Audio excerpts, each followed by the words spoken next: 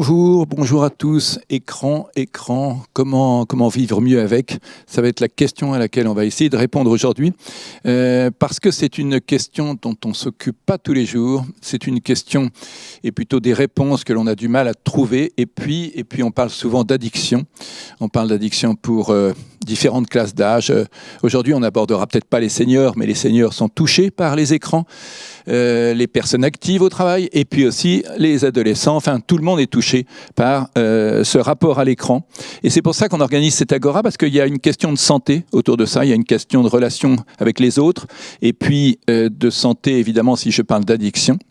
Et de ce fait, Harmonie Santé, le magazine des adhérents, mais au-delà des adhérents sur harmoniesanté.fr, nous nous sommes emparés avec l'équipe de journalistes de ce sujet.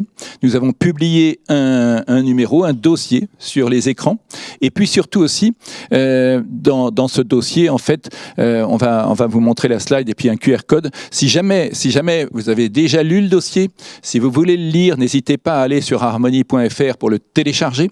Et puis, avec ce QR code qu'on vous repassera peut-être en fin d'émission, n'hésitez pas non plus à répondre à une enquête, parce qu'en fait, on se pose souvent la question, et c'est bien normal, est-ce que informer correctement, avec différents points de vue, avec des fiches pratiques, etc., est-ce que informer, ça vous aide à changer, à faire évoluer vos comportements? Est-ce que cette information, elle, est utile pour vous?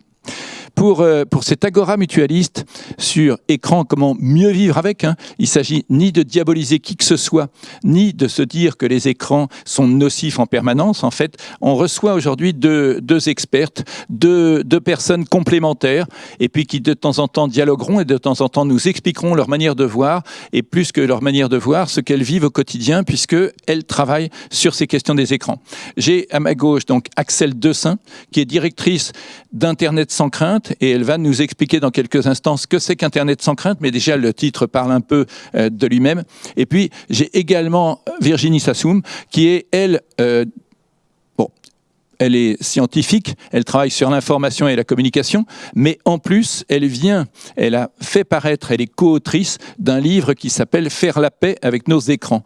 Donc on verra si on est en guerre, et on verra surtout de quelle manière on peut faire la paix avec nos écrans.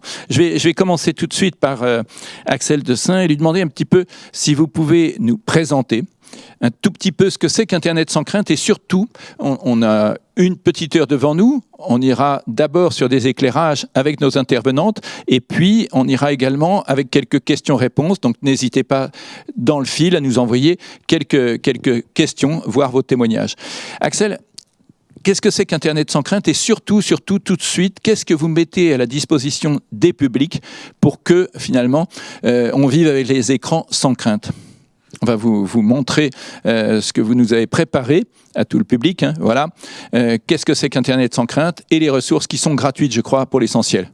Tout à fait. Donc, Internet sans crainte, c'est un programme. C'est le programme national d'éducation numérique des jeunes et des familles. Il existe depuis 18 ans maintenant. Et il est opéré par Tralalaire, qui est une entreprise, c'est un peu atypique dans le paysage, une entreprise de l'ESS. Et on opère ce programme pour la Commission européenne. Et on est avant tout, en fait, un centre de ressources. Nous, ce qu'on veut faire, c'est proposer des outils disponibles à tous, gratuits, clés en main, pour justement permettre aux adultes d'aborder ces sujets avec les jeunes. Donc, on essaie de couvrir tous les enjeux du numérique. Au départ, notre principal public, ce sont été les enseignants, les éducateurs au sens large, avec l'idée que c'est une thématique qui n'était pas forcément à l'époque rentrée à l'école. On n'en parlait pas beaucoup, or les usages se développaient, et qu'il y avait besoin que les adultes se sentent aussi compétents, formés sur ces sujets. Et c'est toujours un enjeu dont je pense on va être amené à reparler. Donc nos outils visent à ça. Et peu à peu, parmi ces adultes autour des jeunes, il y avait les parents. Les parents aussi avaient besoin, de support, d'être peut-être légitimés, d'être aidés, d'être accompagnés sur la manière d'aborder ces sujets. Et c'est là qu'on a commencé à développer un certain nombre d'outils. Donc, comme vous l'avez dit, des outils gratuits. Donc, j'en ai mis quelques-uns là à l'écran. C'est pour vous montrer un petit peu notre manière d'aborder les choses. Nous, pour aborder les parents, on a déjà, comme on le fait avec nos autres publics, on les a d'abord questionnés. On a fait un questionnaire auprès de plus de 800 parents où on leur a tout simplement demandé les écrans à la maison, comment ça se passe. Est-ce qu'il y a des usages? Est-ce qu'il y a des règles qui ont été mises en place? Est-ce que vous avez des préoccupations, des inquiétudes? Comment ça se passe? Et on a été surpris et inondés de réponses, même d'appels au secours, de parents qui nous disaient « aidez-nous, on s'en sort pas ».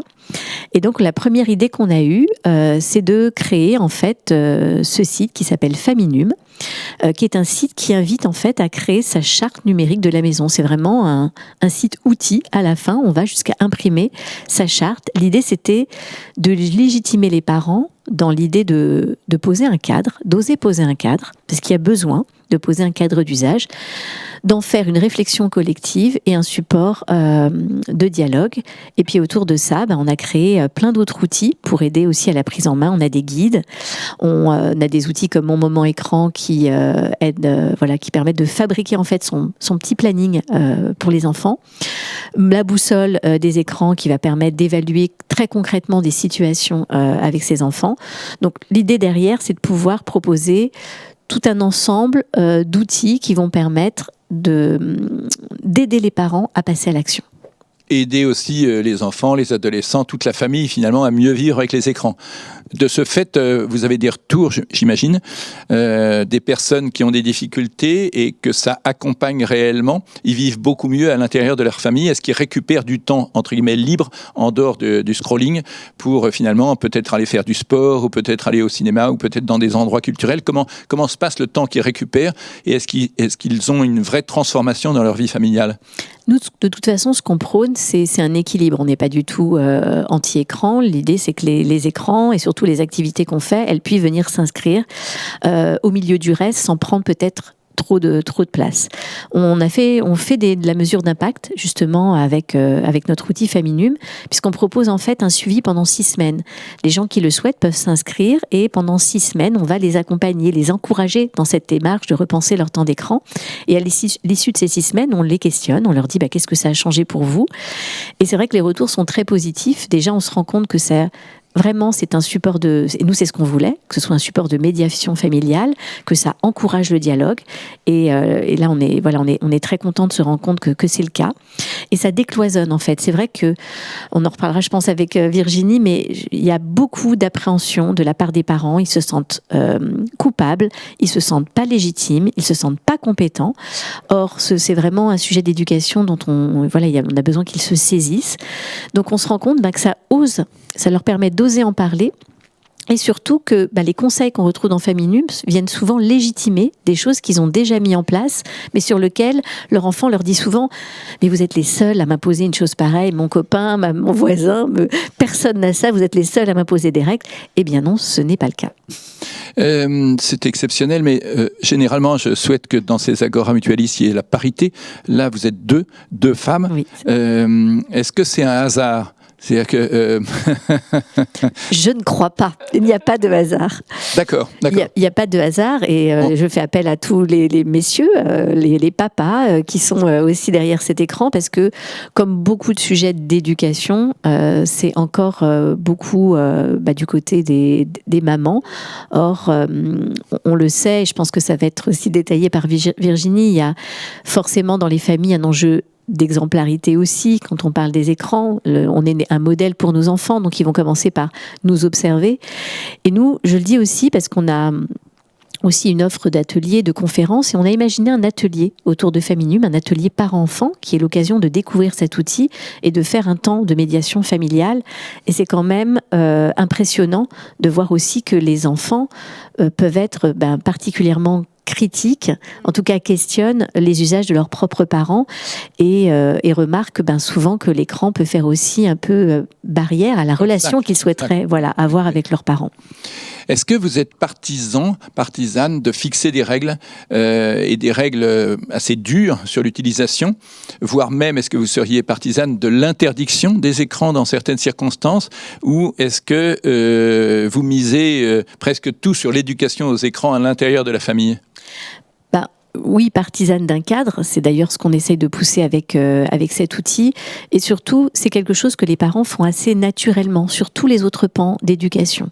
Voilà, on va fixer des règles pour les sorties, on va fixer un certain nombre de règles, et c'est tout à fait normal. Et surtout, c'est très structurant pour les enfants. Ils ont besoin de ces limites, et bizarrement, on s'autorise pas forcément à le faire sur le numérique. Donc, poser un cadre, ça va aider à mettre des repères, à pas questionner en permanence, à éviter certaines scènes de frustration. Donc vraiment, on encourage les parents à le faire parce que c'est rassurant pour tout le monde et ça permet de remettre en cadre un apaisement. Après, il y a des limites qui sont déjà posées. Quand on est joueur de jeux vidéo, il y a des âges qui sont indiqués sur les jeux. Quand on vient s'inscrire sur un réseau social, encore aujourd'hui, il y a une limite qui est souvent fixée à 13 ans. Il y a des discussions pour que ce soit étendu à 15 ans. Je prône pas une interdiction autour des écrans. Par contre, on sait aujourd'hui que la plupart des usages numériques se sont concentrés autour de plateformes, de modèles de réseaux sociaux, dont l'objectif est de capter l'attention sans se soucier forcément de la santé mentale. Et là, c'est important, effectivement, de protéger. Je pense que là, il y a un vrai enjeu aussi de santé publique à protéger les jeunes, particulièrement, de modèles délétères qui ont un vrai impact sur la construction de leur identité, sur leur opinion. On parle d'enjeux démocratiques, mais c'est réel. Et puis, qui, on le sait aujourd'hui, un impact sur leur santé. Donc l'interdiction, elle serait plutôt dans cet enjeu de protection. Et vous seriez partisan, encore une fois, d'utiliser des outils de contrôle. Est-ce que ces outils de contrôle entre les parents et les enfants sont efficaces ? Est-ce qu'il y en a à recommander, ou est-ce que finalement ça rassure plus les parents et ça ne sert pas aux adolescents ou aux enfants ? Alors, ils sont efficaces. Ils sont assez globalement bien utilisés, mais leur propre nom leur fait mauvaise presse. C'est vrai que ça ne devrait pas s'appeler contrôle parental parce que typiquement ça renvoie un très mauvais message aux parents qui devraient contrôler leur enfant. Or, c'est pas l'enjeu de ces outils, c'est plutôt des aides, mais qui doivent aussi être intégrés à cette démarche d'éducation. C'est important que les enfants soient associés à cette démarche, comprennent en quoi ces outils peuvent les accompagner pas à pas vers l'autonomie. Parce que ce qui est sûr, c'est que quand le contrôle parental est installé sans cette discussion, ça va être contourné. Il ne faut pas plus de 2 minutes pour trouver un tuto qui permet de craquer un contrôle parental. Donc, c'est une vraie aide pour les parents. Pourquoi ? D'abord, ça peut aider à gérer, organiser le temps d'écran. On en discute avec ses enfants. On dit, voilà, tu vas être sur des outils, tu vas avoir envie d'y être tout le temps. On va trouver une solution pour aider à poser un cadre et se fixer qu'une heure d'Instagram ou décider qu'à telle heure, le Wi-Fi ou telle application se coupe. C'est aider l'enfant à trouver un équilibre. Et puis, ça va aider à dire aussi, il y a des choses, tu es encore trop jeune. Tu vas voir, tu vas grandir et tu auras accès à des nouvelles choses. Donc, ce type d'application, pour l'instant, tu n'y auras pas accès parce que ça t'expose à des choses qui ne sont pas adaptées. Donc, on va mettre en place un contrôle parental pour s'assurer que tu ne seras pas tenté d'aller sur ces contenus. Vous l'expliquez avec pédagogie. Mais très souvent, il est probable que des parents soient largués. C'est-à-dire qu'en fait, ils aient démissionné. Et sur ces questions-là, ils ne soient plus dans le dialogue.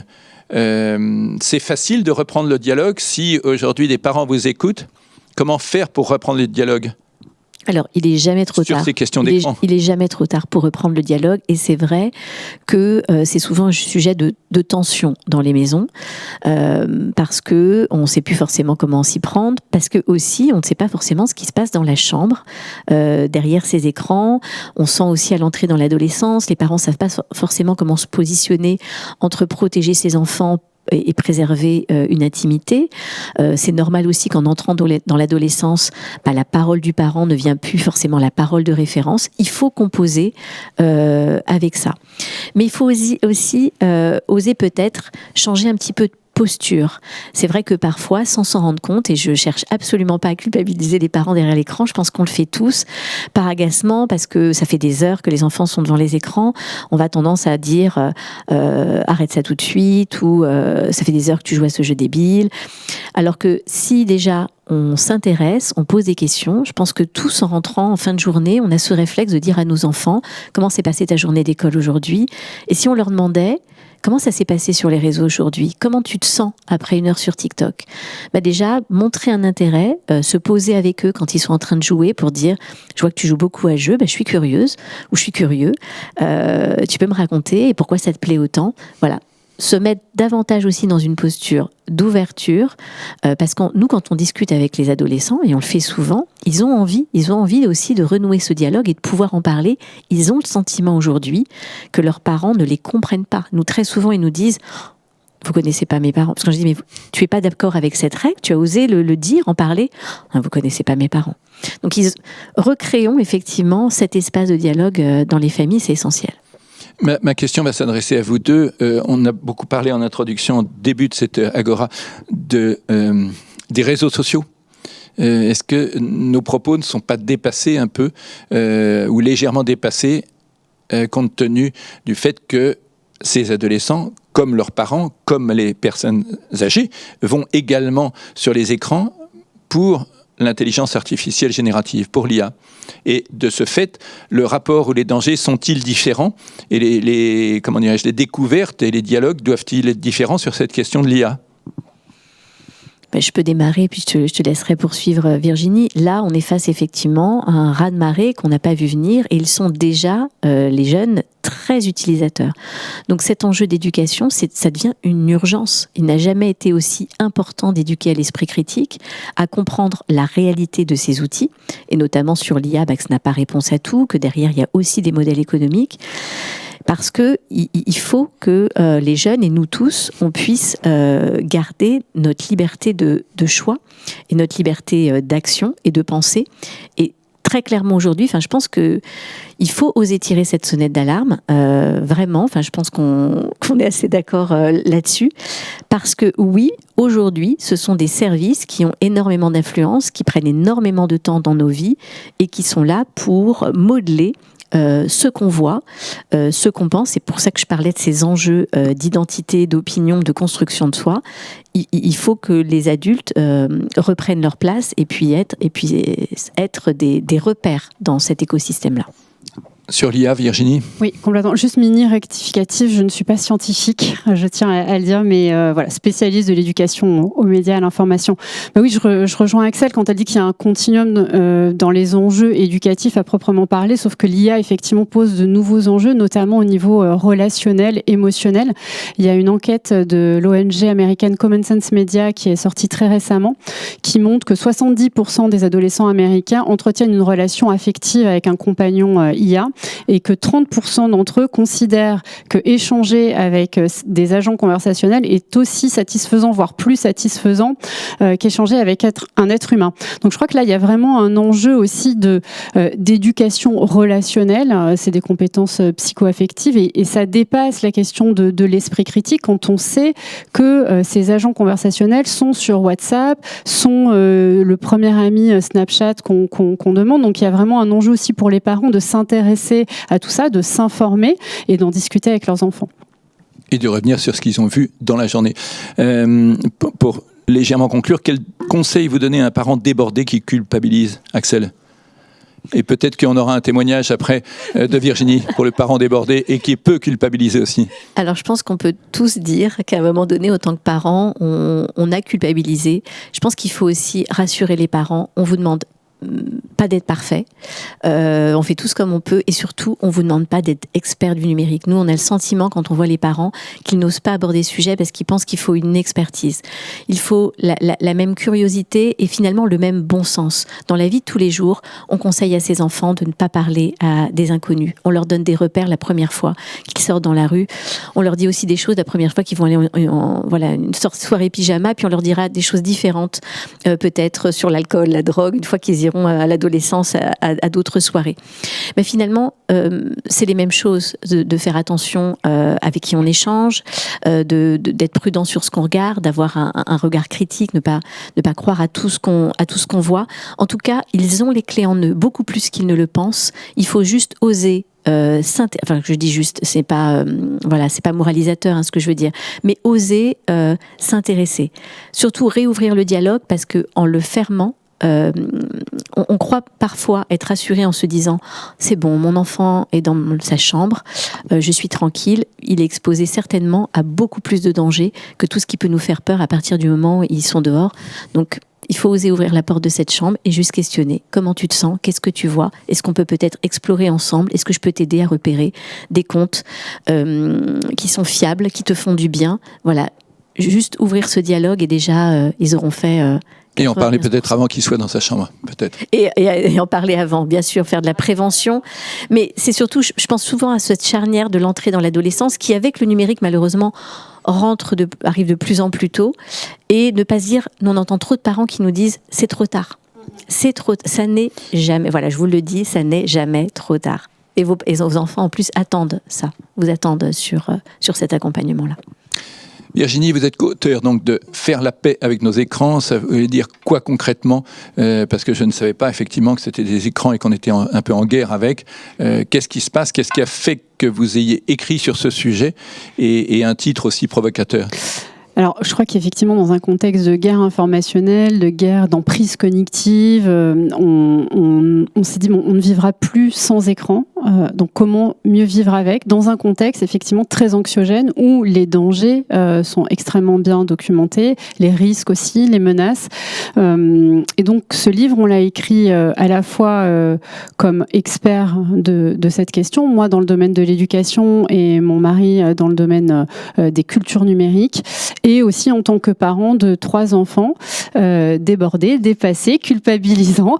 Et voilà. Et on s'est dit, c'est pas parce qu'on sait qu'on fait mieux. Et donc il y a aussi une vulnérabilité à cet endroit-là de comment en fait le numérique a aussi transformé nos vies de parents, puisqu'on est la première génération, nous, de parents à élever des enfants qui grandissent dans un monde connecté. Et donc comment leur transmettre des repères, des bases qui parfois effectivement nous font perdre le bon sens que rappelait Axel. Et donc, ça peut nous déboussoler. On se sent aussi facilement perdu parce qu'effectivement, on n'a pas besoin d'être compétent techniquement ou d'être un geek pour élever nos enfants à l'ère du numérique. Mais néanmoins, ça demande un cheminement, une curiosité et de s'informer.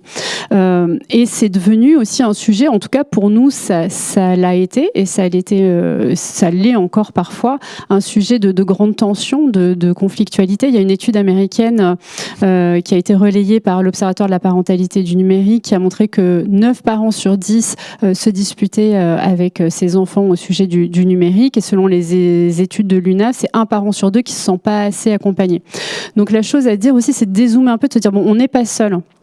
On n'est pas seul dans ces tensions, dans ces difficultés, dans le fait de sentir qu'on n'a pas les repères nous-mêmes à transmettre avec des enfants qui vivent des expériences en ligne que nous, on n'a pas connues en tant qu'enfants et en tant qu'adolescents. Et donc, ce numérique, il a aussi tendance, nos usages du numérique ont aussi tendance à amplifier les vulnérabilités, les inégalités sociales, enfin la manière dont on éduque nos enfants numériques. Je pense qu'il faut aussi le replacer dans cette perspective où on ne part pas tous du même endroit. Si on a des relais, si on a de la disponibilité, si on a des moyens financiers pour proposer des alternatives, parce que éloigner les enfants des écrans, ça veut dire leur proposer aussi des activités. À ce titre-là, sur la slide qu'on présente là, c'est France Inter qui avait publié un reportage en interviewant des parents qui justement avaient la solution pour éloigner leurs enfants des écrans, et on voit les témoignages qui sont assez représentatifs de toutes les ressources qu'il faut avoir. Donc la solution pour éloigner les enfants des écrans, les musées, les théâtres, les balades. Mon fils est accro au podcast, donc là je lis le témoignage, ou encore un deuxième témoignage. Je mise sur les activités, du piano le lundi, du basket le mardi, le judo le mercredi, la danse classique le jeudi et l'escrime le samedi. Donc c'est des vrais témoignages de vrais parents. Donc là on voit aussi le niveau de charge mentale. Donc c'est des mamans qui témoignent, parce que comme vous l'avez dit, effectivement ça rajoute une charge mentale numérique, enfin à l'endroit des mères, qui est extrêmement importante, et qui sont donc en charge de trouver, financer et mettre à disponibilité aussi toutes ces alternatives pour leurs enfants. Donc ça, c'est juste pour contextualiser un petit peu l'endroit où on est en tant que parent, et donc faire aussi tomber un peu la pression et se dire qu'on n'est pas seul. Ça change pas, mais c'est le début aussi d'un cheminement pour traverser aussi ces défis ensemble. Axel Dessein a présenté quelques outils tout à l'heure qui viennent de Internet sans crainte. Votre livre « Faire la paix avec ses écrans » s'adresse à qui? Est-ce qu'il s'adresse aussi aux parents qui étaient un peu perdus ou est-ce qu'il s'adresse à des gens qui veulent en savoir beaucoup plus sur le sujet? À qui il s'adresse? Et est-ce que vous avez déjà de retours de lecteurs? Oui, alors il s'adresse à tous les citoyens qui sont curieux d'agir, de s'engager dans une réflexion personnelle et citoyenne. Alors en tant que parent, il y a un chapitre qui s'adresse spécifiquement aux parents, à toutes ces injonctions paradoxales, comment sortir de ce rôle intenable entre dealer de temps d'écran et gendarme de temps d'écran, en même temps gendarme qui fait l'ordre aussi à la maison pour le temps d'écran, enfin toutes ces tensions.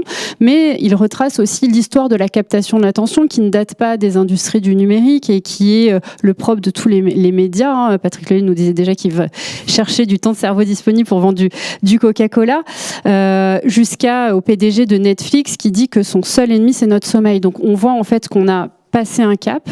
L'idée, c'est de comprendre dans quel monde, finalement, on vit avec ces nouveaux maîtres du monde qui ont une emprise très forte sur notre attention, notre capacité à être en lien les uns avec les autres, sur la santé de nos démocraties. Donc, tous ces enjeux-là, on a voulu les traverser à hauteur de citoyens, de parents et aussi avec l'expertise qu'on avait envie de partager. En éducation.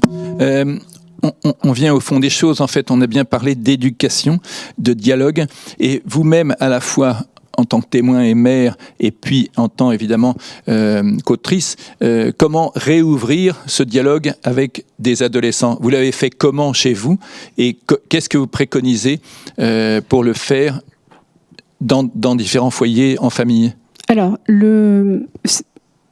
je prétends pas que c'est quelque chose qui peut marcher avec tout le monde. En tout cas, les retours qu'on a, c'est que souvent, c'est la première étape vers un cheminement, c'est de se poser la question de soi-même, nos propres possibilités d'évolution et d'amélioration, parce que il y a une obsession collective, voire parfois une panique à l'endroit de l'usage du numérique et des écrans plus généralement, des enfants et des adolescents. Mais nous, adultes, on est aussi pas toujours exemplaires. Et il y a une notion qui aide beaucoup, je trouve, à commencer cette réflexion, ce cheminement concret, c'est la question de la technoférence. Il y a une chanson d'Aldebert, d'ailleurs, que vous connaissez peut-être, qui s'appelle Enfants, rendez-nous nos parents, enfin, qui s'adresse aux parents directement, et qui raconte cette histoire d'un enfant qui rentre à la maison, qui raconte sa journée à son père, et il dit n'importe quoi. J'ai pris la tronçonneuse chez le voisin, j'ai découpé ma petite sœur, etc. Et le père lui dit ok, super, c'est très bien ça. Et donc ça, c'est une très belle illustration, très joyeuse, très drôle, mais en même temps, qui est assez comique-tragique, on pourrait dire, de ce que le sociologue et le chercheur Brandon McDaniel a théorisé sous le terme de technoférence, c'est-à-dire comment l'interférence des technologies abîme la qualité des relations humaines. Et en fait, cette question de technoférence, elle intervient tout au long de la journée. On peut le voir. Et vraiment, c'est une invitation aussi à prendre conscience de ça, c'est-à-dire quand je suis avec quelqu'un que j'aime, que ce soit un ami, mon conjoint, mes enfants, combien de fois je vais être interrompue par une notification, par un appel, par ne serait-ce que parfois aussi d'y penser. Même parfois le téléphone posé sur la table, c'est prouvé qu'on va penser justement à ce mail du travail qu'on a peut-être éventuellement reçu ou pas, etc. Donc c'est vraiment s'interroger sur ce nombre d'interruptions quotidiennes qui abîment la qualité des relations, qui, c'est prouvé aussi par des scientifiques, abîme le développement du langage, appauvrit le développement du langage des très jeunes enfants, puisque du temps passé avec un écran entre nous, c'est autant de conversations, de mots prononcés en moins. Et je vous invite vraiment à découvrir le travail de Marie Danet, qui est une spécialiste aussi de cette question de la technoférence, pour mesurer aussi à quel point nos enfants grandissent avec des parents qui sont surconnectés. Alors certes pour des raisons professionnelles, mais il y a vraiment un cheminement à faire. Et quand on a pris conscience de ça, et que aussi on balaye devant notre porte un peu en quelque sorte, nos enfants accueillent aussi les directives, les règles, les cadres avec aussi plus d'écoute, parce qu'ils apprennent aussi davantage de ce que l'on fait que de ce que l'on dit. Et donc, si nous-mêmes, on est capable de se réguler, même si c'est très difficile, et je pense que c'est un défi civilisationnel, voilà, poser ce cadre, utiliser ces outils, dire moi aussi j'ai des difficultés, moi aussi j'ai des vulnérabilités, ce n'est pas facile pour moi non plus de m'auto-réguler. Je crois qu'il y a un moment, surtout avec les adolescents, où ça permet d'ouvrir ce dialogue pour se dire en fait, c'est pas toi contre moi avec les écrans au milieu, mais essayons de faire alliance parce que en fait, si je te dis de couper ton téléphone pour réviser, moi non plus, je peux pas réviser avec mon téléphone qui sonne toutes les semaines. Donc se mettre dans cette espèce d'horizontalité avec les adolescents, évidemment, avec les enfants plus petits, il y a besoin d'un cadre et ça s'exprime autrement. Mais je crois que vraiment l'idée, c'est qu'on est ensemble. Essayer de préserver la boussole, c'est cultiver cette relation avec nos enfants. Et souvent, effectivement, comme tu l'as dit aussi, trop souvent, ils font écran. En fait, combien de fois on a laissé un écran s'interposer entre nous et ceux qu'on aimait ? Axel, dans les ateliers que vous organisez, est-ce que ce sont des populations qui vont venir s'inscrire à ces ateliers? Est-ce que la question est sans doute évidente? Enfin, la réponse est sans doute évidente, mais est-ce que ce sont des gens qui ont un réel et énorme besoin d'être remis sur une sorte de chemin, ou est-ce que c'est des gens qui ont déjà compris à peu près ce qu'ils devaient faire? C'est-à-dire qu'en fait, la question que je me pose, c'est finalement ce que vous proposez n'est-il pas plus facilement accessible à ceux qui ont déjà compris qu'ils avaient vraiment besoin de prévention sur ces domaines des écrans? Et est-ce que vous avez des difficultés à atteindre les populations plus éloignées de la prévention en santé? Alors, c'est un enjeu qu'on rencontre tous, tous les acteurs de la sensibilisation, comment on touche les parents, comment on les fait venir. C'est vrai que nous, on s'est beaucoup questionné là-dessus, comme beaucoup, on fait des conférences, on fait des webinaires. Et c'est vrai qu'on s'est rendu compte qu'il y avait toute une catégorie de parents qui ne vient pas forcément sur ces temps de rencontre type conférence, parce que certains vont penser aussi que s'ils n'ont pas le droit d'y aller, que c'est trop intellectuel. Donc nous, on a essayé de décloisonner ça de 3 manières. Je vais aller vite, mais déjà sur ce format de conférence webinaire, on a eu l'idée de faire des formats plus courts, plus interactifs, qui mettent directement pendant le webinaire le parent en action. Parce qu'en fait, pendant une conférence, on va transmettre des conseils, de la théorie, mais on ne sait pas comment on encourage concrètement à changer ses pratiques. Donc on le fait à l'intérieur même du webinaire, et aussitôt à la fin, on transmet un kit pratique pour passer à l'action. On a lancé comme ça, et d'ailleurs je le dis parce qu'il y a encore 2 dates accessibles gratuitement le 12 et 18 juin, autour de l'IA, donc ce nouveau format qui s'appelle Parents IA. Donc vous pouvez vous inscrire sur notre site, et qui Internet sans crainte. Sur Internet sans crainte, et vous verrez dès la page d'accueil, il y a accès pour ces webinaires, et qui font passer à l'action et qui mesurent aussi l'avant-après, c'est-à-dire les éventuels freins ou inquiétudes que peuvent avoir les parents, et ils se rendent compte déjà qu'en 1 heure, leur opinion change, ils se sentent aussi plus légitimes. L'autre chose, c'est quand vous parliez, je vous parlais tout à l'heure des ateliers Feminumes, c'était aussi pour ça. Et on s'est rendu compte qu'à partir du moment où on mettait le mot atelier, on avait une autre typologie de parents qui s'autorisaient à ouvrir la porte, et le faire avec son enfant, c'est arriver aussi dans un espace neutre où on va commencer à faire cette médiation, où on ne sait plus par quel chemin on va arriver à le faire, et on est un peu aussi submergés, mais très agréablement par ça, parce qu'on s'est rendu compte qu'on se retrouvait face à une posture qui n'était pas habituelle, de se retrouver presque médiateur parental. Et puis enfin, la 3e option, c'est qu'on a décidé d'aller chercher les parents où ils sont. Et on sait que les parents, ils sont aussi beaucoup sur les réseaux sociaux, et qu'on sait qu'on n'a pas forcément le temps de se documenter, de s'informer là-dessus. Et si on peut prendre un tout petit peu de leur temps de trajet, ou de ce temps de canapé qu'on peut avoir le soir sans aller trop loin dans la technoférence, on a créé un compte Instagram de la parentalité numérique. C'est notre compte Internet sans crainte sur Instagram. Il est là pour décrypter l'actualité numérique des jeunes, conseiller les parents et d'être finalement au plus près d'eux aussi. Mais c'est un challenge permanent de voir comment effectivement on peut toucher tous les parents sur ce sujet. Je vais vous demander de revenir quelques instants, peut-être toutes les deux, sur 2 expressions. La notion de parentalité numérique, ça date de quand ? Et est-ce que ça concerne tout le monde? Et la 2e expression qui me semble extrêmement importante également dans ce que vous avez expliqué, c'est la notion d'esprit critique. C'est-à-dire que, est-ce que vous pouvez aussi la documenter un petit peu et dire en quoi c'est accessible à chacun? Parce que sinon, il y a des gens qui ont fait des travaux complexes sur l'esprit critique, mais en quoi c'est accessible à chacun ? Alors, parentalité numérique, je pense que c'est mal nommer les choses, mais c'est un raccourci qui est pratique. Mais c'est l'idée de dire... Depuis que le numérique, les réseaux sociaux ont 20 ans, depuis 20 ans, l'iPhone aussi, ça arrivait un peu concomitant dans nos vies, donc ça a complètement transformé nos quotidiens, nos intimités, nos vies professionnelles, nos vies familiales, et donc à l'endroit de la parentalité numérique, c'est dire quels sont les nouveaux défis de la parentalité dans ce monde connecté.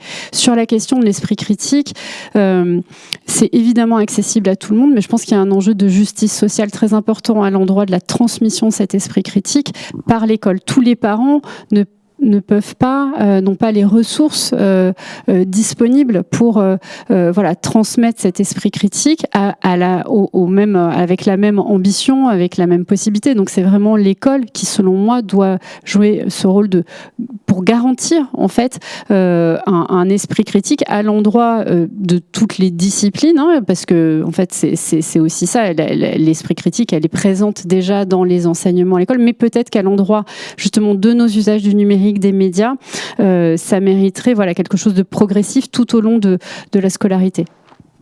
Vous vouliez préciser ? Nous, c'est vrai que je suis d'accord avec Virginie, ce terme parentalité numérique, il s'est installé comme un raccourci facile. Nous, ce qu'on dit souvent aux parents, la parentalité numérique, c'est tout simplement accompagner vos enfants sur les écrans, et on se rend compte que c'est tout simplement un enjeu de parentalité globale. Sur l'esprit critique, c'est vrai que c'est un terme qui est assez technique, qui semble un peu être enfermé dans les codes de l'école ou d'une certaine forme d'institution. Et aujourd'hui, c'est vraiment essentiel que la société se réapproprie ce terme. Nous, ce qu'on aime dire, c'est aujourd'hui développer l'esprit critique, notamment face à ces modèles de géants qui quand même... je reviens pas sur ce que je disais tout à l'heure, c'est déjà comprendre l'environnement numérique dans lequel on évolue. Oser le questionner, c'est-à-dire se dire, est-ce qu'il y a d'autres alternatives possibles ? Quelles sont les intentions ? Je suis des heures par jour sur un service dont je ne paye pas un centime. Qu'est-ce que je donne en échange ? Je donne de mon temps, je donne de mes données, je donne de l'espace commercial. Et pour derrière se dire, on a la possibilité de garder le contrôle, on a la possibilité encore d'agir, et ça doit se faire collectivement. Et là où je rejoins effectivement Virginie, c'est justement à l'adolescence, avec ses enfants, c'est vraiment une réflexion qu'on peut avoir collectivement. Et oser dire en tant que parent, je suis aussi victime comme toi d'un même système, trouvons ensemble des solutions et questionnons ce système. Pour moi, c'est ça l'esprit critique. Oui, et puis il y a des fondamentaux sur les contenus en ligne. Par exemple, qui me parle ? Qui est l'auteur ? Est-ce que l'auteur est bien identifiable ? Dans quel contexte ça a été publié en ayant aussi ce temps ? En fait, l'esprit critique, c'est aussi prendre le temps dans une société de l'immédiateté avec des applis qui nous poussent à réagir, etc. C'est parfois juste prendre le temps, prendre conscience aussi que ce qu'on a et ce qu'on partage, ça nous rend responsables. Donc, parfois, les adolescents mesurent pas la conséquence de l'arrêt. Donc, développer l'esprit critique, mais c'est valable aussi pour les adultes, hein, parce qu'on voit bien que ça concerne toutes les tranches d'âge. Et puis, quand le contenu nous paraît trop spectaculaire ou anxiogène, c'est à la fois à nouveau prendre ce temps de recul. Donc c'est ça le début de l'esprit critique aussi, c'est prendre ce temps de réflexion et d'aller avec curiosité s'informer, parce qu'il y a aujourd'hui énormément de ressources, il faut le dire quand même, par Internet sans crainte et par d'autres aussi associations, institutions publiques qui mettent à disposition du public et à tous ceux qui veulent s'informer et se former vraiment des outils très concrets, des webinaires pour cheminer vers l'esprit critique. Si je me rends compte que mon fils, ma fille est addict et que moi, le dialogue est interrompu complètement, quels seraient les 3 premiers conseils ? Est-ce qu'il y a quelqu'un que je dois aller consulter ? Comment faire quand je suis dans une situation où je ne sais plus comment faire, en fait, et où il est dans un autre monde, où j'ai l'impression qu'il est dans un autre monde? Mais je pense que la première chose à faire, c'est pas rester seul avec cette difficulté, et c'est en parler à des amis, à des proches, à des professionnels qui peuvent trouver des clés pour voir la situation autrement et essayer de progressivement faire un pas de côté pour débloquer la situation et il n'est jamais trop tard. Je fais écho à ma camarade. Il n'est jamais trop tard pour renouer le dialogue. Je pense que ce qui est extrêmement difficile, c'est l'isolement et le découragement et la fatigue qui est ressenti par énormément de parents. Et voilà, donc le piège, c'est de rester seul. C'est le même conseil. Est-ce qu'il y a des professionnels de santé qui interviennent ? Alors, il y a des professionnels de santé, mais il faut aussi se dire, est-ce qu'on est vraiment face à un cas problématique ? C'est vrai que les médias véhiculent beaucoup aussi de discours anxiogènes autour des écrans qui participent à culpabiliser les parents. Avant de se dire il y a un problème, déjà se dire aussi, à l'adolescence, c'est normal que son enfant s'isole, passe du temps dans sa chambre, puisse avoir une passion autour des écrans, une passion sur un jeu qui peut être assez chronophage. Là où il faut commencer à s'inquiéter, c'est quand ça pense à prendre trop de place par rapport à d'autres activités. Si son ado, il aimait faire du sport, sortir voir des amis, et tout d'un coup, ça vient se gommer. Là, on se dit, il y a quelque chose qui va trop loin. Oui, il y a des services d'addictologie qui abordent ce type de sujet. Alors, je rappelle que l'addiction aux écrans n'est pas quelque chose qui est reconnu scientifiquement. On pense plus qu'il y a effectivement des mécaniques addictogènes très forts, poussés par des modèles économiques puissants, qui effectivement capte énormément et qui a un âge où on est particulièrement vulnérable aussi à la récompense immédiate, au plaisir. Malheureusement, les adolescents sont les clients parfaits, j'ai envie de dire, parce que c'est vraiment, on est vraiment des clients dans ce cadre-là. Donc, s'assurer qu'on a le bon cadre de problématiques avant, aider déjà son enfant à peut-être poser la situation, de dire est-ce que tu sens que toi tu as quelque chose d'équilibré ou que ça te dépasse un peu, parce que aussi se faire aider, ça marchera si l'enfant a conscience. C'est comme dans le cas malheureusement de plein de troubles qui peuvent toucher l'enfance et la jeunesse, il y a besoin que l'enfant soit pas dans le déni et qu'il ait aussi envie d'être aidé pour que ça fonctionne. On a beaucoup parlé des enfants, on a un peu parlé des parents. Si on parlait des grands-parents. Je ne pensais pas forcément aux grands-parents, évidemment, mais dans le cadre de réinstaurer une relation de dialogue. Que faut-il, moi, en tant qu'adulte, que je change, et y compris de manière visible vis-à-vis des enfants, dans la relation à la maison, voire même, pourquoi pas, au travail, puisque faire la paix avec nos écrans, c'est probablement aussi, peut-être aussi au travail. Alors nous, dans le livre, on propose aussi cette boussole relationnelle qui s'appelle Play. Et c'est 4 lettres, c'est un acronyme. Donc ce qu'on peut changer concrètement si on n'est pas déjà en chemin, c'est partager la vie numérique de nos enfants, c'est-à-dire arrêter de juger et enquêter. C'est très difficile, mais néanmoins ça ouvre tout un tas de perspectives nouvelles parce que les parents manquent de curiosité. Et c'est une étude de Génération Numérique qui montrait que 80% des parents ne savaient pas ce que faisaient leurs enfants sur Internet. Donc souvent, on leur donne la tablette ou on les laisse sur le smartphone ou derrière un écran de télévision et on ne va pas s'intéresser aussi à ce qu'ils font. Donc vraiment, même si on n'est pas capable de partager au moment où ils le font, s'intéresser à ce qu'ils font et essayer vraiment d'avoir moins de jugement et plus d'intérêt pour leurs pratiques qui ont du sens pour eux. Libérer du temps sans écran, ça c'est valable aussi, vous parliez de l'univers professionnel, faire parfois des réunions où tout le monde met son téléphone dans un casier comme la plage 18h-20h à la maison, où voilà, essayer vraiment de ritualiser des temps sans écran pour préserver la qualité attentionnelle des uns et des autres et pour prendre soin finalement de ceux qui sont le plus chers à nos yeux. Accueillir les émotions. Nous, on est d'une génération où les émotions sont vécues avant tout. On se pose la question de qu'est-ce que mon enfant a vécu dans la cour de récréation, qu'est-ce qu'il a vécu au sport, et on s'interroge moins sur effectivement toutes les émotions qui sont vécues en ligne. Donc il y a vraiment un travail aussi pour les parents à s'intéresser à ce qui est vécu en ligne et même pour nous-mêmes et parfois pour nos collègues de travail également. Et le Yes or No, c'est poser un cadre. Et alors là, Internet sans crainte a tous les outils pour poser ce cadre, c'est-à-dire une boussole qui nous permet de réfléchir en amont, parce que je crois aussi qu'on peut plus s'autoriser à ne pas anticiper. Et donc savoir à quoi on veut dire oui et savoir à quoi on veut dire non. Et si on a cette réflexion pour soi, dans le couple, mais aussi collectivement, au travail et plus largement dans la société, ça permet aussi d'être soulagé et de savoir vers quoi on veut, qu'est-ce qu'on veut construire aussi comme commun. Et dans cette perspective de poser ce cadre ensemble, c'est aussi une invitation à sortir de ce cheminement solitaire et parfois qui est douloureux, parce que dès lors qu'on commence à en parler, qu'on participe à un atelier, qu'on écoute un webinaire, qu'on se rend compte que finalement on n'est pas la seule maman méchante qui refuse d'être voilà, celle qui va donner le smartphone, etc. Et ben, ça crée des collectifs informels ou plus formels de solidarité entre parents, entre collègues, entre citoyens, et c'est là la clé. Axel et Virginie, en conclusion, si vous deviez retenir une seule chose, une idée pour mieux vivre avec les écrans, laquelle ce serait ? Mais de manière très concrète, là, tout à l'heure, vous avez dit de 18h à 20h, je mets mon smartphone, tout le monde met son smartphone quelque part. C'est quoi l'idée principale? Après, je passerai aux questions qu'on a reçues, mais vous qui travaillez au quotidien et qui avez un peu documenté quand même ces questions-là, aujourd'hui, qu'est-ce qu'on peut dire comme idée principale à retenir? Moi, je vais revenir sur cette idée de poser un cadre et en fait, effectivement, de le faire le plus tôt possible. Parce qu'en fait, ça va installer quelque chose qui va faire partie d'une normalité qui ne va pas être re-questionnée.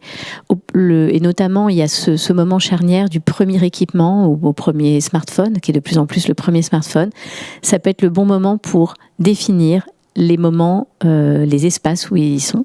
Donc, par exemple, pas pendant les repas. Si dès le départ, on dit que ce téléphone, il ne rentre pas dans la chambre le soir, ben, c'est des choses qu'on peut installer dans le temps. Voilà, poser des repères, et c'est normal, les repères vont évoluer avec l'âge, mais vraiment, c'est le meilleur conseil que je pourrais donner, parce que quand on le met en place et qu'on le fait dans le dialogue, eh bien, ça marche. Vraiment, ça marche. Moi, j'aurais un 2 en 1. C'est-à-dire ne pas trop se culpabiliser. Et sortir de la culpabilité. On construit rien sur la culpabilité. Donc, si on a l'impression qu'on a fait n'importe quoi jusqu'à maintenant, il est encore temps, voilà, de changer. Et ce n'importe quoi, parfois, moi, j'entends des parents qui disent « Oh non, mais moi, j'ai lâché l'affaire, c'est n'importe quoi. » Et en fait, quand on s'intéresse aux pratiques, en fait, ça va. Enfin, donc voilà, je pense que les parents sont aussi dans un standard d'hyper-parentalité, de parentalité parfaite, donc il faut redescendre, il faut accepter d'être des parents suffisamment bons, comme disait Donald Winnicott en son temps. Et la deuxième chose, c'est vraiment s'ouvrir et se dire « je ne vais pas y arriver seul ». Donc, aller vers les associations qui proposent du soutien, du collectif, devenir même soi-même peut-être parent ambassadeur pour aider d'autres parents quand on a résolu des problèmes chez soi, parce que en fait ces industries du numérique, elles ont quand même tendance à nous séparer, à nous isoler dans cette économie de la flemme où on n'a plus besoin de sortir de chez soi. Donc c'est tout un tas de réflexes aussi, cultiver la sociabilité de proximité et surtout voilà, sortir de cet isolement qui est si décourageant et s'engager. Dans le cadre des agromutualistes, en fait, on reçoit aussi des questions et puis évidemment, on demande à nos intervenants, en improvisant un peu les réponses, voilà, du tac au tac. La première question qu'on avait reçue, c'était « Les outils numériques sont de plus en plus utilisés pour l'accès aux soins et comment concilier cette digitalisation croissante avec la nécessité de limiter certains effets négatifs des écrans sur la santé ?» On s'est peu arrêté sur la santé et des écrans. Évidemment, il y a le temps d'attention, mais aussi il y a la santé. On demande de plus en plus la téléconsultation, etc., etc. Et en même temps, comment s'en abstenir? Enfin, voilà, il y a une question qui est posée, qui est une vraie question relationnelle aussi. Mais c'est le grand paradoxe de notre époque, et c'est pour ça que nous, dans le livre, on dit on ne vivra plus sans écran. Donc comment mieux vivre avec? Parce qu'on peut le déplorer, on peut s'en inquiéter. En fait, un monde sans écran ne sera plus envisageable. Donc effectivement, il y a plein d'usages qui sont extrêmement positifs et parfois salvateurs aussi pour accéder à des droits, pour utiliser les services publics en ligne, pour la santé en ligne. Et en même temps, il y a toujours cette difficulté de dire qu'est-ce que ça vient remplacer en termes de lien entre une téléconsultation et la capacité dans les déserts médicaux à pouvoir consulter des personnels soignants. Et c'est exactement pareil pour l'éducation. On voit que les applications de lien entre l'école et les parents ont beaucoup facilité, fluidifié les échanges et en même temps s'impose le droit à la déconnexion. Donc je trouve que la réponse ne peut pas être binaire, c'est toujours nuancé et ça dépend aussi des usages de la personne en question. À nouveau, une question sur l'IA, effectivement. Vous avez parlé de tsunami tout à l'heure. De quelle manière, effectivement, ce tsunami arrive dans les familles et sans reprendre le vocable de guerre, comment peut-on lutter ou comment concilier, comment vivre avec cette IA dans les familles ? Il faut s'en saisir parce que en plus on est en train de voir que ce sont des modèles dont on va avoir de plus en plus de difficultés à se passer. On parlait d'économie de l'attention, on est en train de parler avec l'IA de l'économie de l'attachement et à partir du moment où on touche à l'affect, on peut tous être piégés. Et ça vient rejoindre la question précédente de trouver justement ce bon équilibre, d'oser aussi se questionner, de se dire là, est-ce que j'en ai vraiment besoin, d'avoir conscience aussi, c'est vrai qu'on l'a pas évoqué, de l'impact environnemental, social aussi du numérique, et de se dire tiens là, est-ce que j'ai une alternative, est-ce que je peux faire autrement.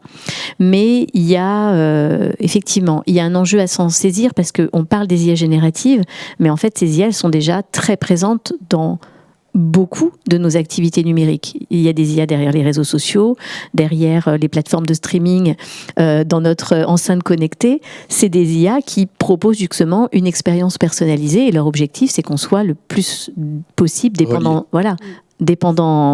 d'elle.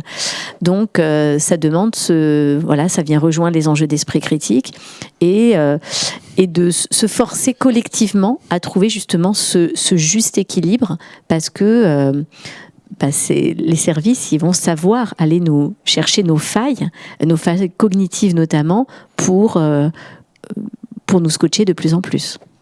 Et puis c'est peut-être l'occasion de rappeler que cette responsabilité, elle est partagée, parce que si les géants du numérique fabriquent des tsunamis, nous, on peut toujours apprendre à nos enfants à nager, on sera toujours en difficulté. Donc, il y a aussi cette prise de conscience, cet outillage citoyen pour chacun de nous, de comprendre que les pouvoirs publics, les États ont des difficultés, voire sont en échec pour réguler ces géants du numérique. Et que donc, cette régulation, elle peine aussi, et c'est pour ça que le débat actuel sur l'interdiction des réseaux sociaux intervient, c'est parce qu'on sait qu'il faut protéger les mineurs. Est-ce que l'interdiction va pouvoir les protéger à hauteur de ce qu'ils méritent, ou est-ce qu'on doit aussi avoir une régulation des algorithmes pour les enfants et les adolescents qui sont sur ces plateformes et qui méritent en fait un autre modèle économique que celui qui est appliqué actuellement. Donc c'est ça, c'est aussi prendre conscience, je crois, de ce tsunami, c'est que on est à l'endroit où on est, on doit s'engager, chacun fait sa part, mais néanmoins les enjeux éducatifs et de régulation nous dépassent en tant qu'individus. Vous avez parlé d'attachement, vous avez parlé d'économie de la relation. Est-ce que il faut apprendre aux enfants, est-ce que les adultes doivent apprendre aux enfants à refuser cette relation qu'ils peuvent avoir avec les outils d'IA ? Il faut plutôt remettre les choses à leur bonne place. Nous, c'est vrai que l'une des premières choses qu'on dit aux parents, c'est aussi la manière dont on va parler et on va humaniser. En fait, l'IA joue beaucoup sur notre tendance à l'anthropomorphisme. On a une tendance naturelle à donner de l'humain derrière la machine. Et nous, on leur dit, dites pas l'IA, dites pas elle. D'abord, on dit les IA, parce qu'il y a plusieurs formes. Essayez de neutraliser au maximum le discours et rappeler constamment, c'est un outil, c'est pas un ami. Et je pense qu'en remettant ce discours-là, le matraquer, en se rappelant que constamment, et tout est fait pour qu'on l'oublie. Et plus on va se comporter comme un humain avec l'IA, plus en interaction, elle va nous laisser penser qu'il y a du coup ce côté très humain. Donc voilà, on a un vrai rôle aussi à remettre le juste discours derrière ces technologies, et ça passe aussi par le vocabulaire et ce qu'on peut réellement en attendre. Donc c'est presque les mêmes combats, je reprends le mot de combat puisque vous étiez parti sur faire la paix, mais c'est presque les mêmes combats, sauf que c'est encore plus difficile sans doute de demander aux adolescents, est-ce que tu as passé une bonne journée au lycée, ou est-ce que tu as passé une bonne journée, ou quelle journée tu as passé sur les réseaux ou en relation avec les IA. Moi, vous posez cette question-là ? Oui, mais de toute façon, la paix, c'est le plus exigeant, peut-être, des combats. Donc, c'est un chemin qui est difficile de ne pas céder à cette panique, à cette anxiété généralisée. Je crois que de pouvoir écouter nos enfants, c'est-à-dire pas toujours... Enfin, quand on dit... se poser la question après une journée, c'est quand l'adolescent ou l'enfant confie quelque chose. Par exemple, j'ai utilisé ChatGPT pour faire mes devoirs, au hasard. Comment on réagit? Comment on arrive à enclencher un dialogue à cet endroit-là pour faire en sorte que le dialogue ne se rompt pas et de lui dire, en fait, si tu utilises ChatGPT pour faire tes devoirs, tu vas rien retenir, il peut faire des erreurs et lui tomber dessus. Plutôt essayer à ce moment-là, où la porte s'ouvre, d'entretenir un dialogue. Les enfants et les adolescents plutôt, ont des choses aussi à nous apprendre, de leurs usages, de la manière dont ils utilisent parfois ces IA. Et c'est à cet endroit-là du dialogue, parfois mouvementé, parfois un peu brouillé, qu'il y a un enjeu pour les parents, je crois. Et effectivement, dans ce continuum éducatif dont on a parlé. Et moi, je serais même un peu plus radicale, parce que tu évoquais tout à l'heure les chiffres de l'utilisation des IA conversationnelles et la place que ça prend déjà dans la vie des adolescents et qui se sentent parfois plus à l'aise ou plus confiants dans ce type de relation. Ne laissons pas cette place-là aux IA. C'est-à-dire, pourquoi ils se tournent vers ces IA? Parce que c'est des interlocuteurs constamment disponibles, qui ne jugent pas, qui sont là tout le temps. Ça doit être une vraie alerte aussi pour les parents, pour leur dire, mais ne laissons pas ce temps d'échange, de parole, de disponibilité, d'écoute à des machines dont l'objectif est d'aller dans notre sens, même si ce sens ne va pas vers notre bien-être ou notre santé. Et c'est vrai qu'en 6e, c'est souvent l'âge rituel du premier téléphone, parfois smartphone, et donc les parents doivent bien garder en tête qu'au-delà de la question des réseaux sociaux, c'est aussi l'usage de ces IA conversationnelles qui est un vrai enjeu, et effectivement, limiter, interdire l'accès jusqu'à ce que l'enfant soit prêt vraiment émotionnellement, intellectuellement, au niveau de son esprit critique à y accéder, c'est très important. Ce que vous donniez comme exemple de faire ses devoirs avec des IA, c'est quelque chose de fréquent et c'est quelque chose devant lequel les parents sont, désarmés. Les parents sont parfois désarmés et puis inquiets. Et les enseignants aussi. Donc ça oblige, je crois, globalement, et ça c'est les spécialistes aussi de l'éducation qui disent, à revoir la manière dont on va évaluer aussi le savoir de l'élève, comment il a cheminé, comment la question de la production finalement du devoir en elle-même n'est plus valide, je crois, aujourd'hui. Enfin, ça engage tout un tas de réflexions autour de comment on collabore ou pas avec ces outils qui nous facilitent le travail, mais peuvent aussi être dans leur dimension de délégation un piège pour notre capacité à mémoriser, et puis une illusion que le savoir est là accessible. Alors comment transmettre le goût d'apprendre, qui est un effort? Donc c'est ça l'enjeu.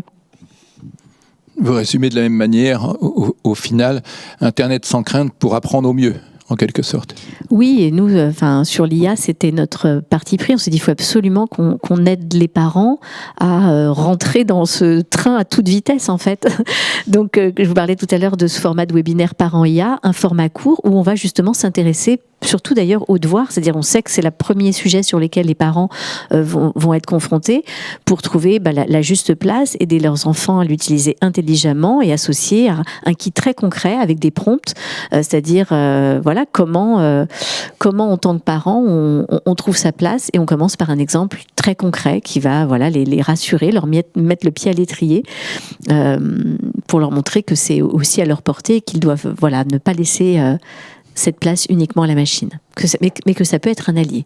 En fait, l'idée c'est pas d'être contre l'IA, ça peut être un allié à partir du moment où on l'utilise bien.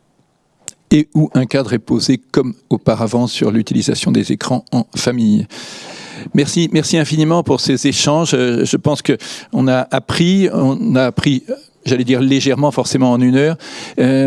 Si je vous reposais la même question que souvent à la fin d'une agora, comment aller plus loin? Je suppose que ce sera chez vous, principalement en allant sur Internet sans crainte, sur le site, où on trouvera pas mal de ressources, et des dates et des événements. Oui, en fait, sur Internet sans crainte, on a dans la partie ressources, il suffit d'aller dans la rubrique parentalité numérique. On a aussi des dossiers thématiques où régulièrement on met des articles sur tous ces sujets. Et puis, je m'en excuse, je vous invite à aller sur les réseaux, mais c'est vraiment si vous y êtes déjà. Mais c'est vrai que notre Instagram. Mais aussi pour dire, j'en profite pour annoncer qu'à partir d'aujourd'hui, on investit aussi à un réseau social alternatif parce que c'est bien d'encourager le développement d'alternatives au modèle dominant des réseaux sociaux, mais on s'est dit que c'était bien de montrer l'exemple. Donc on investit un réseau social qui est Bulle, qui est une alternative française et éthique. Donc vous pouvez aussi aller dès maintenant sur ce réseau social. Bulle, ça s'écrit comment ? Comme une bulle, B-U-2-L-E, qui propose un algorithme transparent, public, qui fait attention aux données de ses utilisateurs et qui est du coup, il y a des alternatives possibles. Il y a un autre numérique possible, mais pour le construire ensemble, il faut s'engager concrètement et c'est ce qu'on. Virginie, pour aller plus loin, il faut lire et faire la paix avec. Et je vous encourage à dire. Avec les écrans. Très bienveillant. Et un autre mot, peut-être une autre direction.